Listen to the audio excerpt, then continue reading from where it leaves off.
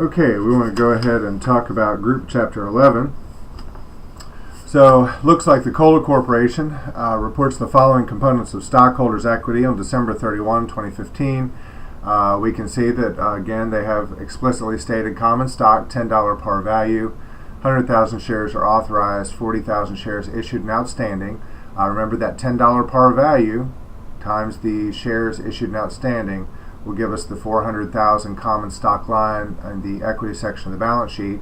Looks like they had paid in capital in excess of par value of about $60,000 and retained earnings, which at this point, unadjusted retained earning balance of $270,000. Remember that this number should actually be equal to the ending retained earning balance at December 31, 2014.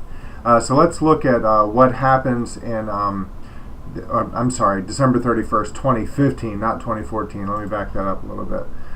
So in the year 2016, it looks like we have the following transactions. These are affecting the stockholders' equity accounts. They purchased some shares of stock. The board of directors declared a dividend. They paid it. They sold some treasury shares, sold some more treasury shares. There was another dividend going out.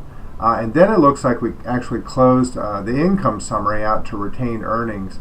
Just as a reminder, and you'd probably have to go back, I don't know, to chapter 3, 4, 5, something like that.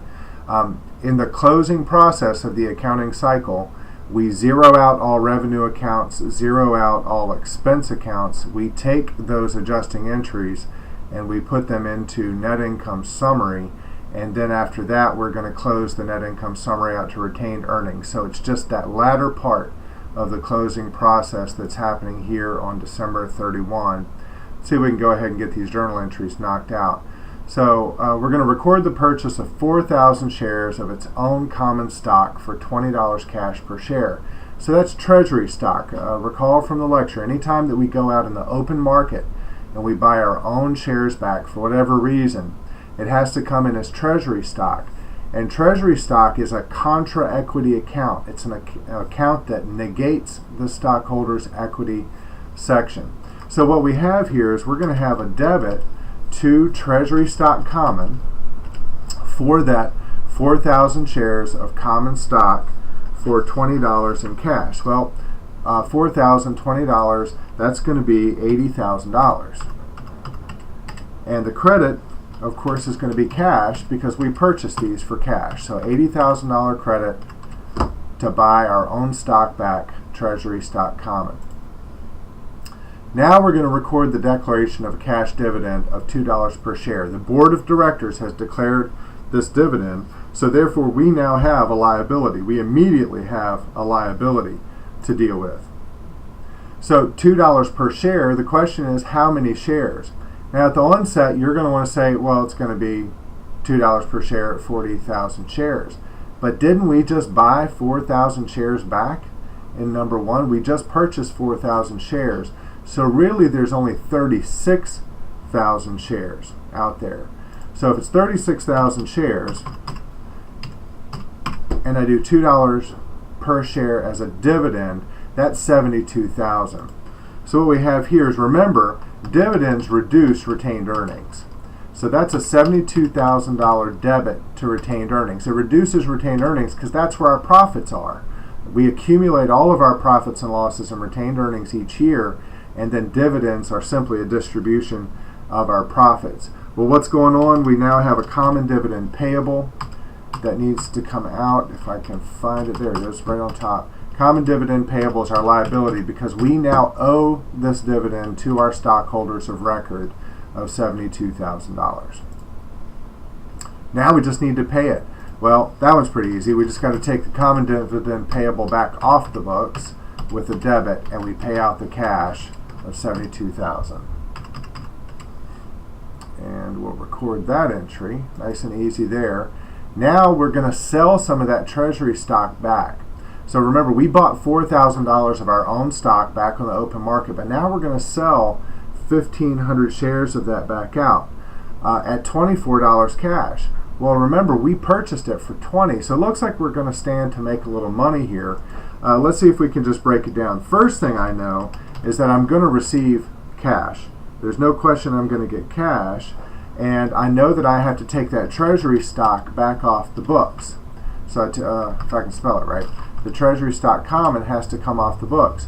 Well, how much cash am I going to get? 1,500 times 24, I think it's 36. Yep, 36,000 cash is what we're going to get. But I have to take the treasury stock off the books at what I paid for it.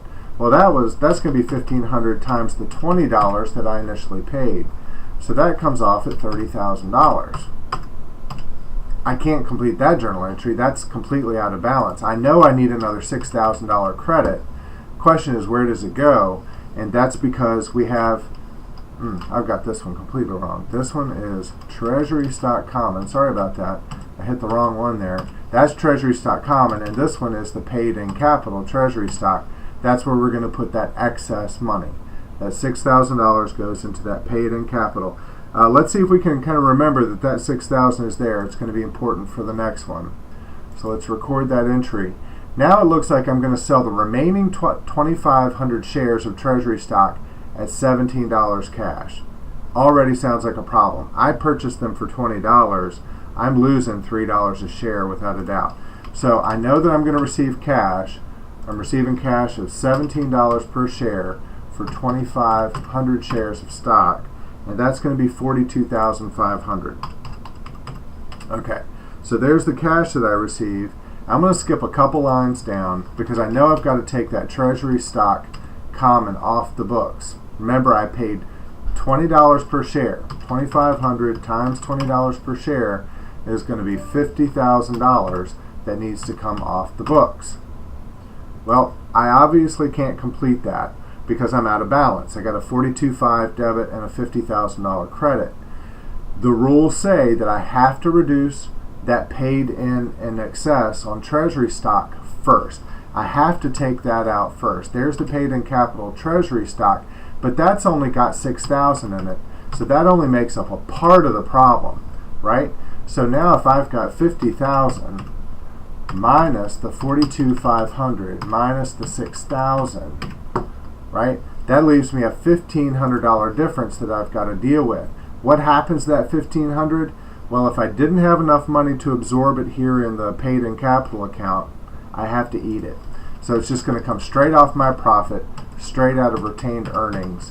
$1,500 comes away. You can never reduce this account below zero. If we only had $60,000 in it to begin with, I can only take $6,000 out. All right, so looks like the board of directors has now declared another cash dividend of $2 per share. That means that we have another payable. Remember, dividends come out of retained earnings. But now we're back up to the whole 40,000 shares. We've resold all of our treasury stock. So we're now back to 40,000 shares of stock. $2 per share is $80,000. And we have a dividend payable of $80,000. We owe that out to our stockholders. We're going to go ahead and record that entry. And now we're just going to pay it. Well, at this point we know how to do this. We take the dividend payable back off the books. And we are going to pay that out in cash.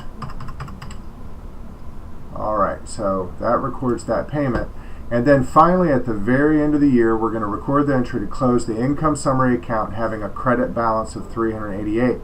Well, if we're going to close it and it has a credit balance, then we need to debit the account. Income summary $388,000, and income summary always closes to retained earnings. Remember, income summary is just the result of us closing down all of the revenue and expense accounts at the end of the year. We close that in to retained earnings and record that entry.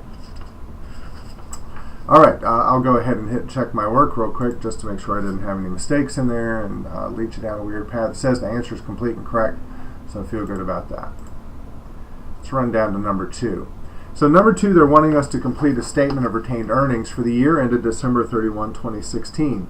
Remember, statement of retained earnings is always the second financial statement that we run. We have to run financial statements in order. The income statement, statement of retained earnings, then the balance sheet, and then we do the cash flow statements, which we're going to learn next week. We always start the statement of retained earnings with the retained earning balance at the beginning of this year. So if this is December 31, 2016, we want the retained earnings balance at December 31, 2015. From there, we always add our net income. We always then take away our cash dividends. All right, so let's see what we can do here. We have retained earnings was $270,000 at December 31, 2015. You can see that. $270,000 is retained earnings at December 31, 2015. Then we add net income. Well, that's easy to find now because that was in our income summary. That's what we added to retained earnings, was this $388,000. Now we've got to deal with cash dividends declared. Well, how do we figure that out? Well, the easiest thing is not to look up here because you have to do the math. The easiest thing really is to look through all of the journal entries for any time that we put dividends in common dividend payable. So I had $72,000 in common dividends plus $80,000, and that's $152,000. $72,000 here, and then we had another $80,000 right here. So that's $152,000. Remember, you have to put a negative sign there. A minus sign has to precede it. See the letters in red. Minus $152,000. And then we have to ask ourselves, were there any other changes? I'm going to go ahead and just put the title of this. This is going to be retained earnings December 31st. Where did it all go? Oh, there it is. Retained earnings December 31, 2016. But is that all of the changes that we had in retained earnings for the period? And the answer is no. We had one other thing happening to retained earnings right here. It's because we had to eat that $1,500. This wasn't because of a dividend, but we certainly reduced retained earnings right here. So let's just take a look. What do we have? And it looks like we have less treasury stock reissuances. Basically, less the fact that we made a mistake and had to eat $1,500 means that our retained earnings December 31st, 2016 is going to be $504,500. Let's check work on that. Make sure it looks good. Sure enough, answer is complete and correct. Happy with that. All right. Finally, we get down to the stockholders' equity section of the balance sheet. This is the bottom of the balance sheet now. We're just looking at the equity section. We always are going to start with our ownership. No matter what, you always start the equity section of a balance sheet with the value of your ownership. So this is common stock, $10 par value. If you recall, there's 40,000 shares. You can go right up to the top. We can pull it up on required information. There's 40,000 shares issued and outstanding. So that's going to be the 400,000. We always have to go ahead and list in our paid-in capital in excess of par value on the common. That hasn't changed. It's still the same. Paid-in capital in excess, par value was $60,000. There that is, so $60,000. And the only other thing we ever have in the equity section is our retained earnings. Well, we just calculated retained earnings. Roll up just a little bit. We calculated retained earnings to be $504,500. And that gives us a total stockholders' equity section of $964,500. Check work on that. And looks like everything is good. If you're all done, roll on up to the top, submit it, and you are good to go on Group Chapter 11.